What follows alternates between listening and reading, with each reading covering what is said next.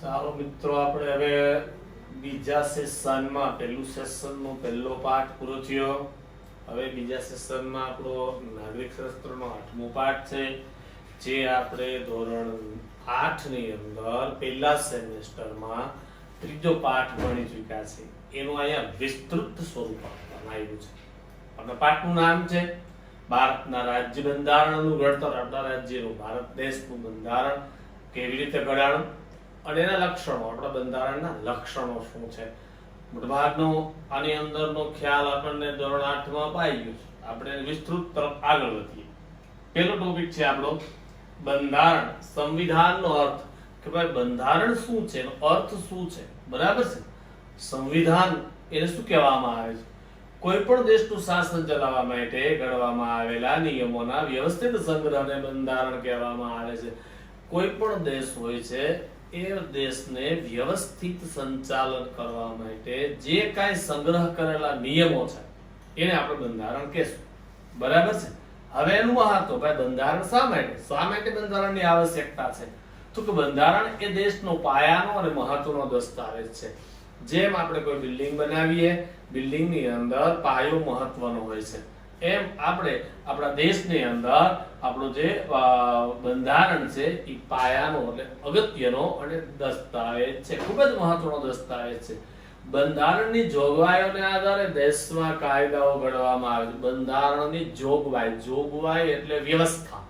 આ બંધારણની વ્યવસ્થા પ્રમાણે એની જે વ્યવસ્થાઓ અંદર કરેલી છે એ પ્રમાણે આપણે એના કાયદાઓ બનાવી શકાય છે. દેશના કાયદાઓ બંધારણને સુસંગત અને બંધારણીય જોગવાઈને આધીન જ હોવા જોઈએ.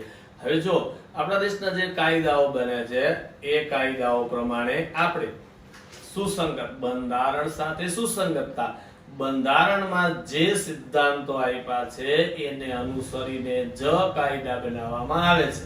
બરાબર છે. આધીન હોવા જોઈએ. આધીન એટલે એને અનુલક્ષીને. બરાબર છે. કેવી રીતે? તો કે ભારતની અંદર બંધારણની જોગવાઈમાં લખેલું છે કે ભારત બિન સાંપ્રદાયિક દેશ છે. આપણા બંધારણનો અહેમ સિદ્ધાંત છે. બરાબર છે. તો હવે અહીંયા ભારતની ગવર્મેન્ટ છે એવું કોઈ પાર્ક બનાવે અને પાર્કની માથે એવું લખે કે આ જાતિના લોકો સિવાય કોઈએ પાર્કમાં પ્રવેશ કરવો નહીં, તો શું થશે? આ બંધારણ સાથે સુસંગત નથી, કારણ કે બંધારણમાં બિન સાંપ્રદાયિકતા લખી છે. અહીંયા સંપ્રદાય કે જાતિના ધોરણે કોઈ પર્સનલાઇઝેશન આવી શકે નહીં, અને એને કારણે એ સુસંગત નથી, તો એવો કાયદો બનાવી શકાતો નથી. એટલા માટે બંધારણની અંદર જે વસ્તુ આપેલી છે એની સાથે સુસંગતતા હોવી જોઈએ. બરાબર છે. આમ બંધારણ કાયદાઓથી સર્વોપરી છે. બંધારણમાંથી કાયદા બને છે, કાયદામાંથી બંધારણ બની શકે નહીં. એટલે બંધારણ સર્વોપરી, સર્વોચ્ચ સ્થાને આવેલું છે.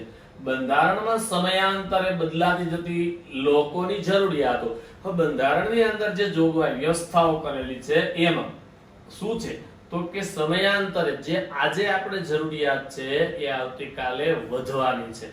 સમયાંતરે બદલાતી જરૂરિયાત આજે છે એના કરતા નોખી જરૂરિયાત આવતીકાલે પડવાની છે. તો એની જરૂરિયાતો, અપેક્ષાઓ, આપણે આપણી સરકાર પાસેની કંઈક અપેક્ષાઓ અલગ અલગ આપણે વિચારધારાથી રાખતા હોઈએ છીએ. આકાંક્ષાઓ એટલે પણ ઈચ્છા થાય, ઈચ્છા એટલે પણ ઈચ્છા થાય. લોકોની ઉચ્ચ ભાવનાનો પડઘો એમાં પડેલો છે. આ જ્યારે સમયાંતરે બદલાતી જતી પરિસ્થિતિ પ્રમાણે જે કાંઈ જરૂરિયાત છે એ બધી આપણા બંધારણના નિષ્ણાંતોએ બંધારણમાં સમાવિષ્ટ કરેલી છે.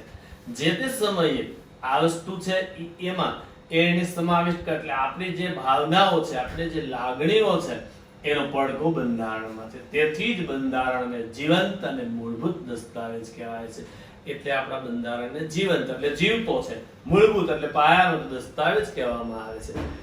જ્યારે આપણું બંધારણ રચાણું ત્યારે એને 21મી સદી ને ધ્યાને લઈને એમાં એના મુદ્દાઓ લખેલા છે કે આપણે ભવિષ્યમાં આવી જરૂરિયાતો પડવાની છે, એના મુદ્દાઓ એમાં ટાંકેલા છે. એટલે જીવંત એમ કહી શકાય. હવે બંધારણની ઘડતર પ્રક્રિયા, આપણે જે બંધારણ ઘડ્યું એની પ્રક્રિયા કેવી થઈ? તો કે આઝાદી પહેલા બ્રિટિશ સરકાર દ્વારા 25મી માર્ચ 1946 ના રોજ 3 સભ્યોના કેબિનેટ મિશને ભારતની આઝાદીનો ઉકેલ શોધવાનું કાર્ય સોંપવામાં આવ્યું. આપણે આઝાદ થયા એટલે પહેલા 25મી માર્ચ 1946 ઇંગ્લેન્ડથી 3 સભ્યોનું બનેલું એક કેબિનેટ મિશન અહીંયા આવ્યું, જેના અધ્યક્ષ સ્થાને હતા લોર્ડ માઉન્ટબેટન. બરાબર છે. અને લોર્ડ માઉન્ટબેટનના અધ્યક્ષ સ્થાને ભારતને કેવા પ્રકારનો આઝાદી આપતી, એ કેવી રીતે આપતી, એનો ઉકેલ કહેતા એનો જવાબ શોધવાનો કાર્ય સોંપવામાં આવ્યું. તેમણે બંધારણના ઘડતર અંગેનું માળખું ઘડવા માટે બંધારણ સભાની રચના કરી. આ જે કેબિનેટ મિશન હતી, એ કેબિનેટ મિશનના અધ્યક્ષ હતા લોર્ડ માઉન્ટબેટન. એણે આ બંધારણ ઘડવા માટે એક માળખું તૈયાર કરવા માટે બંધારણ સભાની રચના કરી. હવે બંધારણ સભામાં કુલ 389 સભ્યો હતા. ટોટલ સભ્યો કેટલા હતા? 389. બરાબર છે. એ તમારા ઓબ્જેક્ટિવમાં પૂછી શકાય છે.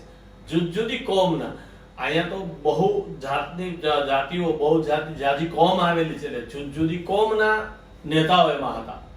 ધર્મના, આપણે બહુ ધર્મીય છીએ એટલે ઘણા બધા પ્રકારના ધર્મના લોકો પણ એની અંદર સામેલ કર્યા હતા. જાતિ, આ બહુ જાતીય ભારતની પ્રજા છે તો ઘણી બધી જાતિઓના લોકો પણ એમાં સમાવેશ કરે. લિંગ, લિંગ એટલે સ્ત્રીલિંગ અને પુલ્લિંગ, સ્ત્રી અને પુરુષ બંનેનો સમાવેશ કરવામાં આવ્યો હતો. બરાબર છે. ભૌગોલિક પ્રદેશોના વ્યક્તિઓ, ભારતનો ભૌગોલિક પ્રદેશ ઉત્તર દક્ષિણ પૂર્વ પશ્ચિમ ખૂબ જ વિશાળકાય છે, એટલે જુદા જુદા વિસ્તારમાંથી એમાં વ્યક્તિઓને સામેલ કરવામાં આવ્યા હતા. એ સમયે જેટલા રાજકીય પક્ષો હતા એ તમામ પક્ષના પ્રતિનિધિઓને પણ એમાં સામેલ કરવામાં આવ્યા હતા. આ સિવાય વિવિધ ક્ષેત્રોના તજજ્ઞ એટલે નિષ્ણાંત લોકો, કે દરેક બાબત, દરેક વસ્તુને દરેક વ્યક્તિને આવડતી નથી હોતી, તો એ વિષય શું કહેવા માંગે છે એના વિષયના એ તજજ્ઞ કહેતા નિષ્ણાંત વ્યક્તિઓનો સમાવેશ એમાં કરવામાં આવ્યો હતો. તદ અનુસાર એટલે તે પ્રમાણે મહત્વના સભ્યો જોઈએ તો જવાહરલાલ નહેરુ, સરદાર વલ્લભભાઈ પટેલ, મૌલાના અબ્દુલ કલામ આઝાદ, Shyama Prasad Mukherjee, HP Modi, HV Kamat, Frank Anthony અને આપણા જાણીતા લેખક કનૈયાલાલ મુનશી, કૃષ્ણસ્વામી અયંગાર, બલદેવસિંહ અને મહિલા પ્રતિનિધિઓની અંદર સરોજિની નાયડુ, જેને ભારતની બુલબુલ કહેવામાં આવે છે, અને વિજયાલક્ષ્મી પંડિત વગેરે વ્યક્તિનો સમાવેશ એમાં કરવામાં આવ્યો હતો. બરાબર. બંધારણ સભાના અધ્યક્ષ તરીકે ડોક્ટર રાજેન્દ્ર પ્રસાદ હતા. ડોક્ટર રાજેન્દ્ર પ્રસાદ હતા. બરાબર છે. જે ચૂંટાયેલા અધ્યક્ષ કહેવામાં આવે છે, ચૂંટાયેલા અધ્યક્ષ. બરાબર છે. અને જ્યારે બંધારણ સંબંધી મુસદ્દા એટલે ખરડો બનાવવાની જે સમિતિ હતી એના અધ્યક્ષ તરીકે ડોક્ટર ભીમરાવ આંબેડકર એટલે બાબા સાહેબ આંબેડકરને નિમવામાં આવેલા હતા. બેટા અહીંયાનો ડિફરન્સ બતાવે છે કે જો આપણને પરીક્ષામાં એવો પ્રશ્ન પૂછાય કે બંધારણ સભાના ચૂંટાયેલા અધ્યક્ષ કોણ હતા, તો રાજેન્દ્ર પ્રસાદ જવાબ આવે છે, અને નિમાયેલા અધ્યક્ષ કોણ હતા, તો ડોક્ટર ભીમરાવ આંબેડકર એટલે બાબા સાહેબ આંબેડકરનો જવાબ આવે છે. આ બંધારણ સભાએ તેમની કામગીરી 9મી નવેમ્બર 1946 થી શરૂ કરી. બરાબર. એટલે કાર્ય ત્યાં શરૂ થયું. બંધારણ સભાએ 2 વર્ષ 11 મહિના અને 18 દિવસો કામ કર્યું. એમાં 166 વાર બેઠક એટલે કે મીટિંગો કરવામાં આવી. બરાબર. એ 166 બેઠકમાં કામ પૂરું કર્યું. આ પ્રક્રિયામાં તેઓએ દુનિયાના જુદા જુદા દેશના બંધારણના મહત્વના લક્ષણોનો અભ્યાસ કરી તેનો વિગતપૂર્ણ ચર્ચા વિચારણા કરી બંધારણને આખરી સ્વરૂપ આપ્યું. હવે આ સમયે બન્યું એવું કે આપણી પાસેનો બહુ ઝાઝો અનુભવ નહોતો, એટલે નિષ્ણાંતો એવું કીધું ભાઈ કંઈક વધારે લેવા માટે, કંઈ કોઈ અન્યાય ન થાય એટલા માટે જુદા જુદા લોકશાહી દેશોના બંધારણો મંગાવ્યા અને એ બંધારણનો અભ્યાસ કર્યો. એમાંથી જે મહત્વના લક્ષણો હતા એ લક્ષણો નોખા તાર્યા અને એ આખા આપણા જે બંધારણ સભાના સદસ્યો હતા એની વચ્ચે વિગતપૂર્ણ ચર્ચાઓ કરવામાં આવી કે આમાં આટલો ફેરફાર કરીએ તો આપણને અનુકૂળ પડશે, અથવા તો આ બેઠે બેઠું મૂકવામાં કઈ વાંધો નથી. અને છેલ્લે આખરી સ્વરૂપ અપાયું. બંધારણનો પ્રથમ 295 અનુચ્છેદ હતા. શરૂઆત જ્યારે બંધારણની થાય ત્યારે એમાં 295 અનુચ્છેદ એટલે આર્ટિકલ હતા. એમાં 8 પરિશિષ્ટ હતા. પરિશિષ્ટ એટલે શું? આ અનુચ્છેદની અંદર કોઈ શબ્દનું વિવરણ કર્યું ન હોય, ન સમજાતું હોય તો એને સમજવા માટે આ પરિશિષ્ટની રચના કરવામાં આવી. 8 પરિશિષ્ટ હતા. ત્યારબાદ એમાં વધારો કર્યો, 395 અનુચ્છેદો કરવામાં આવ્યા. અનુચ્છેદો એટલે આર્ટિકલો. અને 9 પરિશિષ્ટ, 1 પરિશિષ્ટનો વધારો કર્યો. બરાબર છે. બંધારણનું સ્વરૂપ નિશ્ચિત થયું. 26 નવેમ્બર 1949 ના રોજ બંધારણ સભામાં બંધારણનું સર્વાનુમતે પસાર કરવામાં આવ્યું. હવે આ તારીખ હતી 26મી નવેમ્બર 1949. બરાબર છે.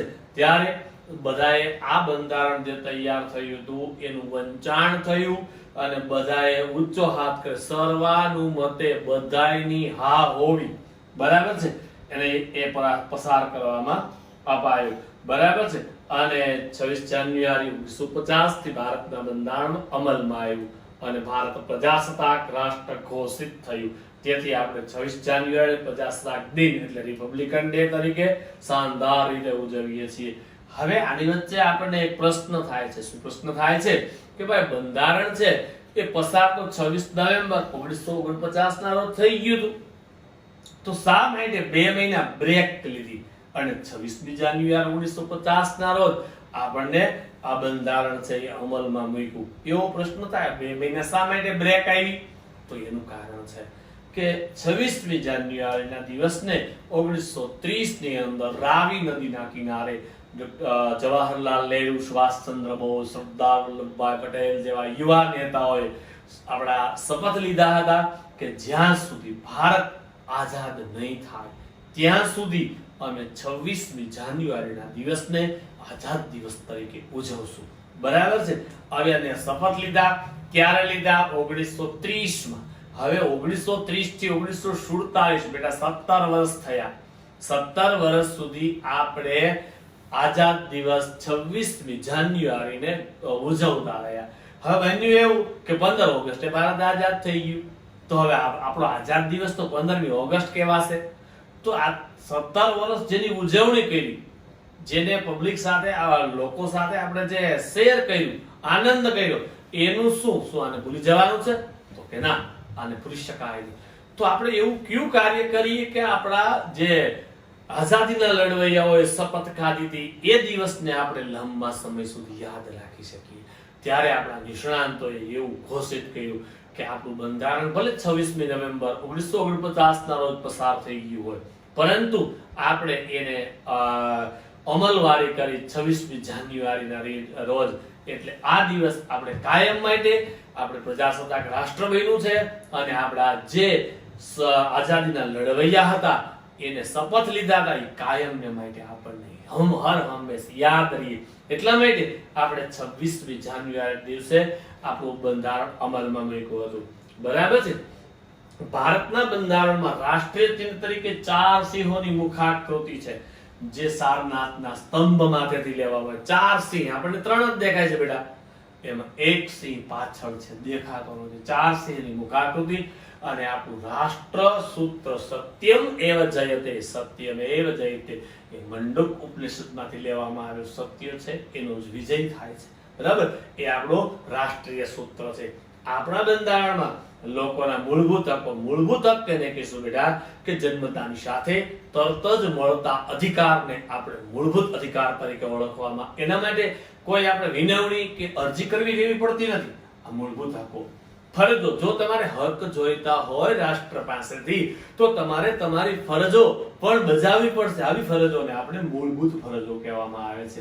હવે આ બે વસ્તુમાં જે વસ્તુ સમાવિષ્ટ નથી કરી શકાતી અને લોકો માટે જરૂરી છે એવી તમામ બાબતો રાજ્ય નીતિના માર્ગદર્શક સિદ્ધાંતોમાં સમાવિષ્ટ કરવામાં આવી છે. રાજ્ય નીતિના માર્ગદર્શક સિદ્ધાંતો એટલે શું? રાજ્ય કેવી રીતે ચલાવવું એનો પથ કહેતા માર્ગ, રસ્તો બતાવવા વાળા સિદ્ધાંતોમાં સમાવિષ્ટ કર્યું. સરકારના અંગો છે એને વિશ્લેષણ કર્યું. સરકારના કાર્યો, આ અંગોને કયા અંગને કયું કાર્ય કરવાનું છે એને વિશ્લેષિત કર્યું. વહીવટી કેટલીક સૂચનાઓ, વહીવટ કેમ ચલાવવો એની સૂચનાઓ. બરાબર છે. અને એ સિવાય ન્યાયતંત્રની વ્યવસ્થા છે ટોપ ટુ બોટમ, છે રાષ્ટ્ર લેવલ થી ગામ લેવલ સુધી આ વસ્તુ ન્યાયની તંત્ર વ્યવસ્થા કેવી રીતે કરવી એની અનેક મહત્વની બાબતોનો આમાં સમાવેશ કરવામાં આવ્યો છે આપણા બંધારણની અંદર. આથી ભારતનું બંધારણ વિશ્વમાં સૌથી મોટું, બરાબર છે, આપણું બંધારણ આ બધી જ બાબતો આમાં સમાવિષ્ટ કરી છે એટલે સૌથી મોટું છે, વિસ્તૃત છે, એકદમ વિગતવાર રીતે એમાં લખાયેલા મુસદ્દાઓ છે એટલે ખૂબ જ વિસ્તૃત એટલે મોટું છે, ફેલાયેલું છે. અને વિશદ લેખિત દસ્તાવેજ વિગતવાર રીતે દરેક મુદ્દાઓને સમાવિષ્ટ કરી અને લખેલો દસ્તાવેજ છે, બરાબર છે. આપણે વિશ્વમાં સૌથી મોટા બંધારણ વાળો દેશ તરીકે પ્રખ્યાત છીએ. હવે તો કે આમુખ શું છે, બરાબર છે. આમુખ બંધારણનો પ્રારંભિક હાર્દરૂપ, હાર્દ એટલે બેટા હૃદય થાય, હૃદય સ્વરૂપ છે. જેમ શરીરની અંદર હૃદય અગત્યનું છે એમ બંધારણમાં આમુખ અગત્યનું છે. એનું વિશિષ્ટ સ્થાન ધરાવતું તત્વ છે. બંધારણની શરૂઆત આમુખથી થાય છે. બંધારણ ખોલવામાં આવે એની શરૂઆત આમુખથી થાય છે. આમુખમાં દર્શાવેલા શબ્દો પરથી આમુખનો બંધારણનો આત્મા હોવાની પ્રતીત થાય છે. આની અંદર જે સમાવેશ શબ્દો છે એ શબ્દો આપણે જ્યારે જોઈશું ત્યારે આપણને એવું લાગે છે કે આમુખ છે એ બંધારણનો આત્મા છે. આત્મા વગર શરીર નકામું છે, બરાબર છે. આત્મા હોય ત્યાં સુધી જ એના સગાવાલા હોય છે. માટે આપણે આમુખને બંધારણનો આત્મા કીધો છે. હવે આમુખના દર્શાવેલા શબ્દો, બેટા આ શબ્દો આપણે ધોરણ 8 ના પહેલા સેમેસ્ટરના ત્રીજા પાઠમાં જોઈ ગયા. ઈ જ ચિત્ર અને ઈ જ શબ્દો છે. જોઈએ આપણે ભારતના સંવિધાનની અંદર શું લખ્યું છે. તો આમુખ એમાં પહેલું જ વાક્ય લખ્યું છે, અમે ભારતના લોકો, અમે બધા જ, બરાબર. ભારતને એક સાર્વભૌમ, સાર્વભૌમ એનો અર્થ એવો થાય બધી જ ધરતી માથે તિરંગો લહેરાય એવી ભૂમિ, સાર્વભૌમ. સમાજવાદી, ભારત બહુજ્ઞાતીય, બહુજાતીય દેશ છે એટલે દરેક જ્ઞાતિ, દરેક જાતિ એ પોતાનો એક સમાજ છે. તો સમાજવાદી, દરેક સમાજને હિતકારક બને એવો સમાજવાદી. બિન સાંપ્રદાયિક, ભારત બહુધર્મીય દેશ છે પરંતુ ભારતનું રાજકીય વહીવટ કોઈ ધર્મને અનુલક્ષીને કરવામાં આવશે નહીં, બરાબર છે. બિન સાંપ્રદાયિક, બધા જ ધર્મોને એક સરખા અધિકારો મળશે. સાંપ્રદાયિક, લોકતંત્રાત્મક, લોકો દ્વારા ચાલતું તંત્ર એ પ્રમાણે પ્રજાસત્તાક, એટલે પ્રજા એની સત્તા ભોગવશે તો કે સંસ્થાપિત કરવાનો. પ્રજાસત્તાક, લોકો દ્વારા. આપણે આની વ્યાખ્યા, લોકશાહીની વ્યાખ્યા અબ્રાહમ લિંકને આપી છે. By the people, for the people, of the people. લોકો દ્વારા, લોકો માટે ને લોકોનું રાજ્ય એ પ્રમાણે ચલાવવામાં આવશે, સંસ્થાપિત કરવાનું. તથા તેના સર્વ નાગરિક, ભારતના કોઈ પણ નાગરિકોને સામાજિક એટલે સમાજની અંદરની, બરાબર, આર્થિક એટલે નાણાકીય અને રાજકીય રાજકારણમાં ન્યાય મળશે, બરાબર છે. તમે તમારા સમાજને ગમે એટલો આગળ લઈ જઈ શકો, એમાં કોઈ ના પાડી શકે નહીં. તમે રોજના ગમે એટલા રૂપિયા કમાઈ શકો, એમાં હા, એમાં એક મર્યાદા છે કે સુસ્થાપિત માર્ગે, બરાબર છે, સાચા રસ્તે, હકના પૈસા તમે ગમે એટલે તમે બંધારણથી વિરુદ્ધ કે કાયદાથી વિરુદ્ધ કોઈ પૈસો કમાઈ શકતા નથી. રાજકીય, તમને રાજકારણમાં રસ હોય, તમે બંધારણમાં જણાવેલા નીતિ નિયમોની ઉંમરે પહોંચી જાઓ તો તમે રાજકીય રીતે આગળ વધી શકો, એના માટે ન્યાય મળશે. વિચાર, અભિવ્યક્તિ અને માન્યતા, ધર્મ અને ઉપાસનાની સ્વતંત્રતા. વિચાર, હવે જો વિચાર, માણસ છે એ વિચારી શકે છે અને વિચારવાનો અધિકાર આપ્યો છે કે તમે તમારા વિચારને શેર કરો, બીજાને મોકલો, અને એ સારા લાગે તો એ વસ્તુ છે એ તો દેશ માટે કામમાં આવશે. વિચાર, અભિવ્યક્તિ, તમે તમારા અભિપ્રાયો લોકો સમક્ષ, સરકાર સમક્ષ રજૂ કરી શકશો, બરાબર છે. અભિવ્યક્તિ. માન્યતા, હવે માન્યતા એટલે શું? તો બેટા માન્યતા એને કહેવામાં આવે છે કે પોતાનું માનવું, કે મારું આવું માનવું છે કે આમ છે. દાખલા તરીકે એક બોટલ છે, એમાં પાણી અડધું ભરેલું છે, અડધું ખાલી છે. તો કોઈ એક વ્યક્તિ એવું કહે મારું એવું માનવું છે કે આ બોટલ અડધું પાણી ભરેલું છે, એની માન્યતા. તો કોઈ વ્યક્તિ એવું પણ બોલી શકે કે મારું એવું માનવું છે અડધી બોટલ ખાલી છે, બરાબર છે, તો ખાલી બોટલ પણ સાચો જવાબ છે. તો માન્યતા. ધર્મ, તમે તમારા ધર્મને વિકાસ કરી શકશો, કોઈ પણ ધર્મ પાળી શકશો, બરાબર છે. અને જો તમારે ધર્મ ચેન્જ કરવો હોય તો કરી શકશો, પણ 18 વર્ષ પૂર્ણ થયા પછી, ત્યાં સુધી. અને એને તકની સમાનતા. પછી તો કે ધર્મ અને ઉપાસના આપણા ધર્મમાં જે કાંઈ રીત રિવાજો પ્રમાણે આપણે પૂજા વિધિ કરવી હોય તો એ આપણને અધિકાર આપેલો છે, એની આપણને સ્વતંત્રતા ઘોષિત કરેલી છે. દરજ્જા અને તકની સમાનતા. દરજ્જો કોને કહીશું તો કે દરજ્જો એટલે આપણું જે સ્ટેટસ, બરાબર છે. દરેક માણસ પોતાનો દરજ્જો પોતાની રીતે આગળ લાવી શકશે અને દરેક માણસને તક મળશે. તકની સમાનતા. તમને તક મળે, તમે ઝડપી લ્યો તો તમે આગળ વધી શકશો, નહીતર તમે તકને ઝડપી નહીં શકો તો તમે આગળ જઈ શકશો નહીં, બરાબર છે. એટલે તકની સમાનતા, એમાં કોઈ પણ પ્રકારનો ભેદભાવ રાખી શકાશે નહીં. એ પ્રાપ્ત થાય તેમ કરવાનો હેતુ છે. અને તેઓ સર્વમાં વ્યક્તિનું ગૌરવ અને રાષ્ટ્રની એકતા, અખંડતા સુદ્રઢ કરે એવી બંધુતા વિકાસવાનો છે. દરેક લોકો, તેઓ સર્વમાં વ્યક્તિનું ગૌરવ, આપણને આપણા સારા કાર્યનું હંમેશા ગૌરવ હોય છે. ગૌરવ અને ઘમંડમાં ફેર હોય છે. ગૌરવ એટલે આપણી સારાપણાની બીજા સાથે કરવામાં આવતી છે. અખંડ અને ઘમંડ કોને કહેશું તો કે ઘમંડ એટલે બસ મારા સિવાય કોઈથી આ વસ્તુ થઈ શકે નહીં, એને ઘમંડ કહેવામાં આવે છે. ઘમંડ નથી રાખવું, આપણે ગૌરવ રાખવું છે. રાષ્ટ્રની એકતા. કોઈ પણ ભોગે આપણે રાષ્ટ્રને એક બનાવી રાખશું. હિન્દુ, મુસ્લિમ, શીખ, ઈસાઈ આપસ में हम सब है भाई भाई, બરાબર છે. કોઈ અમે જુદા નથી, ભારતીય જ છીએ. એકતા, અખંડતા એટલે કે અમારે કોઈનો ટુકડો જોઈતો નથી, પણ અમારો કોઈ ટુકડો લેવા માંગશે તો અમે સહન પણ નહીં કરી શકીએ. સુદ્રઢ, મજબૂત રીતે અમે આનો વિચાર કરીએ છીએ. અને બંધુતા વિકસાવવાનું. આપણે ભારતની પ્રતિજ્ઞા બોલીએ છીએ, ભારત મારો દેશ છે, બધા ભારતીયો મારા ભાઈ બહેન છે. ભારત મારો દેશ છે અને અમે ભાઈચારાની ભાવનાથી, હા અમારે ક્યારેક મતભેદ ચોક્કસ થાય છે, પરંતુ અમે બંધુતાની લાગણી અનુભવીએ છીએ, માટે અમારો મનભેદ શક્ય નથી. અમે મનભેદને નથી માનતા, બરાબર છે. જો મનભેદ છે એ ફરીથી ભેગો થઈ શકતો નથી, પણ મતભેદ છે એ થોડા સમય પછી બે પોતપોતાની રીતે વિચારશે અને એ શક્ય બને છે પાછું એક થવું. અને ભારત તો એવો દેશ છે કે જેને વિશ્વને બંધુત્વતાની લાગણીનો ખ્યાલ આવ્યો છે. આપણે ખબર છે વસુધૈવ કુટુંબકમનો સિદ્ધાંત ભારતે આપેલો છે. બેટા ગંભીરતાપૂર્વક સંકલ્પ કરીએ છીએ, અમે બરાબર વિચારી અને બરાબર ગંભીર બની આ બાબતો શું છે એ વિચારપૂર્વક અમે અહીંયા સંકલ્પ કેતા પ્રતિજ્ઞા લઈએ છીએ. અમારી સંવિધાન સભાની અંદર બરાબર છે 26 નવેમ્બર 1949 ની તારીખ હતી. માગસર સુદ સાતમ, બરાબર છે. આ આપણો ગુજરાતી મહિનો છે. માગસર સુદ સાતમ એટલે અજવાળિયાની સાતમ.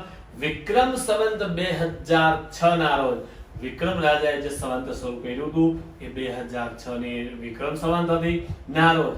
આથી અમે આ સંવિધાન અપનાવીએ છીએ. આજથી આ તારીખથી અમે બધા ભારતીયો આ સંવિધાન કેતા બંધારણ અપનાવીએ છીએ, તેને અધિનિયમિત કરે છે અને એના કાનૂન પ્રમાણે અમે રહી શકશું. અમને પોતાની જાતને અર્પિત કરીએ છીએ. અમે અમારી જાત દેશને સમર્પિત કરીએ છીએ, અર્પિત કરીએ છીએ. તો આપણને એવું થશે કે અર્પિત કરી દઈએ તો આપણે તો જુનાગઢની બહાર નથી ગયા ક્યાંય, તો કેમ અર્પણ કરવી દેશને જાત, બરાબર છે. તન, મન અને ધન ત્રણેય આપી દેવા, એને અર્પિત કર્યું કહેવાય. તન કેતા શરીર, શરીરને કેમ આપવું, બરાબર છે. પ્રશ્ન થાય. તન અમે અમારા શરીરથી અમારાથી થાય એટલી અમારા વિસ્તારમાં અમે મદદ કરશું દેશને, બરાબર છે. આપણે લશ્કરના ફંડ ફાળા ભેગા કરવા માટે આપણે દુકાને ઘરે જઈ અને પૈસા ભેગા કરીને આપણે કલેક્ટરની નિધિમાં જમા કરાવી દઈએ તો એ આપણું શરીર આપણા દેશને સમર્પિત છે. મન એટલે વિચાર. ભારત મારો જ દેશ છે અને એનો મને ગર્વ છે. આવા જ વિચારો. અમે 100% ભારતીય છીએ એનો અમને ગર્વ છે. એવા વિચારો ભારત તરફી. તન, મન, ધન. તો શું આપણે બધું કમાઈને દેશને અર્પણ કરી દેવાનું છે? નહીં બેટા, કોઈ વસ્તુ નથી અર્પણ કરવાની. પણ આપણને જે પોકેટ મની મળે છે, પોકેટ મની, એમાં જ્યારે સૈનિક દિવસ આવે, શહીદ દિવસ આવે અથવા તો ધ્વજ દિવસ આવે, બરાબર છે, ત્યારે આપણે આપણા પોકેટ મનીમાંથી માત્ર 1 જ રૂપિયો આપવાનો છે, 1 જ રૂપિયો, આપણા ધનમાંથી 1 રૂપિયો.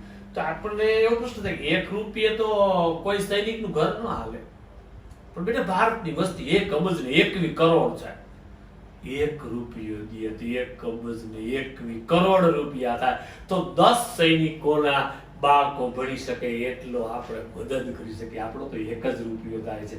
એટલે આપણા બંધારણની અંદર લખ્યું છે કે અમે અમારી જાતને બંધારણને સોંપી દેવામાં આવે છે, એટલે આપણે એને અર્પણ કરીએ છીએ. બરાબર છે. 1976 ની અંદર 42મા બંધારણ સુધારામાં આમુખની અંદર સાર્વભૌમ શબ્દ પછી સમાજવાદી બિન સાંપ્રદાયિક શબ્દો ઉમેરવામાં આવ્યા.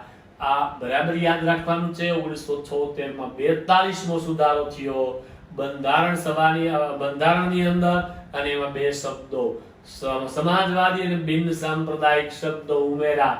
બરાબર છે. આ પેલા 2 શબ્દો આ ઉમેરાના હતા.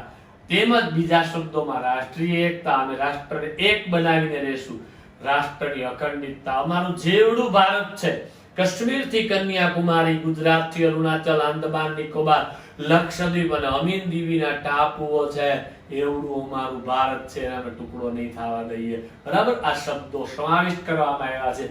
આપણા બંધારણની લવચિકતા બતાવે છે કે જ્યારે જરૂર પડે ત્યારે બહુમતીથી આવા શબ્દોમાં ફેરફાર કરી શકાય છે, ઉમેરી શકાય છે. આપણે 1976 માં આપણા નિષ્ણાંતોએ એમાં 42મા સુધારામાં આ શબ્દો મૂકી અને આપણને ગૌરવ પ્રદાન કર્યું છે. આમુખ બંધારણના મૂળભૂત હેતુઓ, આપણા મૂળભૂત હેતુઓ છે, ધ્યેયો, આપણે જ્યાં પહોંચવાની તમન્ના છે, આદર્શો, આપણે જેના જેવું બનવાની તમન્ના છે. બરાબર. અને સિદ્ધાંતો, જે આપણા સિદ્ધાંતો છે ને વાચાલે આપણને બોલવાની તક આપે છે, વાચા આપે છે એટલે બોલી શકે છે ને આપણે સાંભળી શકીએ છીએ. આમુખ બંધારણના ઉદ્દેશો થકી ભારતમાં કલ્યાણ રાજ્ય સ્થાપવાની ઉચ્ચ ભાવનાઓ અને આદર્શો સિદ્ધ કરવાય છે. આમુખ દ્વારા આપણા જે ઉદ્દેશો, આપણા જે હેતુઓ છે એ ભારતમાં કલ્યાણ રાજ એટલે શું? બહુજન હિતાય, બહુજન લાભાય, કોઈને નુકસાન ન થવા દેવું, કલ્યાણ રાજ, સર્વત્ર બધાનું કલ્યાણ થાય એવા કલ્યાણ રાજ્ય સ્થાપવાની ઉચ્ચ ભાવનાઓ. બરાબર છે. જેને આપણે સાદી ભાષામાં કહીએ તો રામ રાજ્ય સ્થાપવાની ઉચ્ચ ભાવનાઓ છે. આપણે એવી લાગણી છે કે ભારત રામ રાજ્ય બની જાય, અને એના આદર્શોને આપણે સિદ્ધ કરતા સાબિત કરી શકીએ કે અમે ચોપડીમાં લખી શકીએ છીએ, એ જ વસ્તુ અમે કરી પણ શકીએ છીએ. આદર્શો સિદ્ધ કરવાય છે એવું સ્પષ્ટ કરે છે. આમ આમુખ દ્વારા બંધારણના ઘડવૈયાઓનો માનસનો પરિચય થાય છે. આપણે જ્યારે આમુખને અહીં સુધી ભણીએ છીએ ત્યારે આપણને આપણા જે બંધારણના ઘડવાવાળા જે નિષ્ણાંતો 389 વ્યક્તિઓ હતા એના પ્રત્યે આપણને આદર થાય છે, એના માનસ, એના વિચારો પ્રત્યે આપણને માન આવે છે, અને આપણને પરિચય થાય છે કે એ લોકોની કેટલી દૂરંદેશી લાંબી સોચ છે કે આજે પણ આપણને એનો ફાયદો થઈ રહ્યો છે. અટકાય.